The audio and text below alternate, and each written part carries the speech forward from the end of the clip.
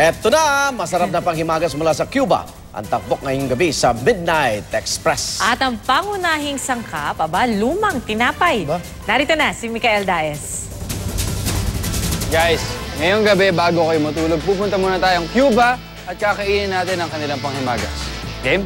Tara. It's Pudin de Pan Habanero. Para walang masayang. So, imbes na ma-stale yung bread, imbes na yung mga day-old bread, gagawin na lang nilang dessert. Sa mga bansang tulad ng United Kingdom at Commonwealth countries o British Commonwealth, ang pudding ay tinuturing na sweet at savory dishes. At tuwing Pasko, nilalagyan ng nila ito ng mga dried fruits upang maging Christmas pudding.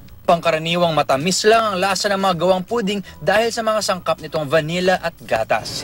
Pero dito sa isang restaurant sa Makati, may ibang atake daw sila dyan para maiba ang lasa. Basically, yung normal bread pudding, pero ang something different is the glaze we put, the homemade apricot glaze we make.